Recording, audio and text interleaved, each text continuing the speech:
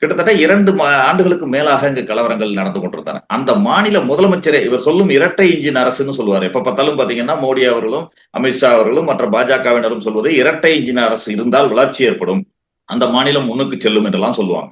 ஆனால் அதே இரட்டை இன்ஜின் அரசு தான் மணிப்பூரிலும் இருந்தது. ஆனால் ஒரு என்ஜின் பழுதாக இருந்த பொழுது இன்னொரு என்ஜினும் பழுதாகி விட்டதா அல்லது வேலை செய்யவில்லையா அல்லது அதற்கு சப்போர்ட்டுக்கு செல்லவில்லையா என்ற கேள்விதான் எங்கள் மத்தியில் எழுந்தது.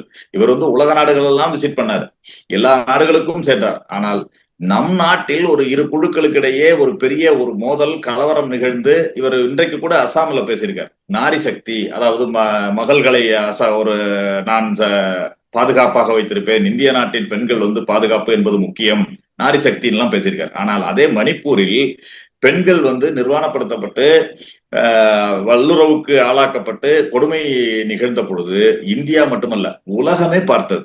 ஆனால் இவர் அந்த நாரி சக்திக்கு என்ன உதவி செய்தார், அது பற்றிய நடவடிக்கை, இவர் எடுத்த நடவடிக்கை என்ன?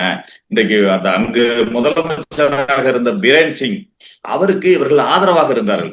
நீங்க உச்ச நீதிமன்றத்துல கூட வழக்கு போச்சு. வழக்கு போன பொழுது அங்கு குட்டு வைத்த பிறகுதான் அவர் பதவி விலகினார், அதுவரை விலகவில்லை. அந்த ஆடியோல பாத்தீங்கன்னா மிகவும் அதிர்ச்சி தரத்தக்க தகவல் பிரேன் சிங்கோடைய ஆடியோல. சரி, அசாமில் இவர் பேசுகிறார். அசாமில் யார் முதலமைச்சராக இருக்கிறார்? ஹேமந்த் பிஸ்வா சர்மா இருக்கு. அவர் காங்கிரஸில் இருந்த பொழுது அங்கு சென்று பேசிய அமித்ஷா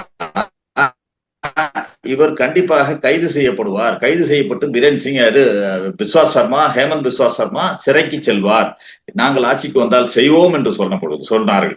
அவர் ஊழலில் ஈடுபட்டிருக்கிறார் என்று. இன்றைக்கு அவரை பக்கத்தில் வைத்துக் கொண்டு அசாம் மாநிலம் வளர்ச்சி அடைந்திருக்கிறது எங்களுடைய ஆட்சியில், ஹேமந்த் பிஸ்வாஸ் சர்மா அவருடைய ஆட்சியில அசாம் வளர்ச்சி அடைந்திருக்கிறதுன்னு சொல்றாரு. வெளிநாடுகளுக்கு மோடி செல்வது வழக்கமான ஒன்று. ஆனால் இந்தியாவில் ஏதாவது ஒரு மாநிலத்துக்கு செல்கிறார் என்று சொன்னால் அங்கேயோ அல்லது பக்கத்து மாநிலங்களிலோ தேர்தல் வருகிறது என்றுதான் நம்ம எடுத்துக்கொள்ள வேண்டும்.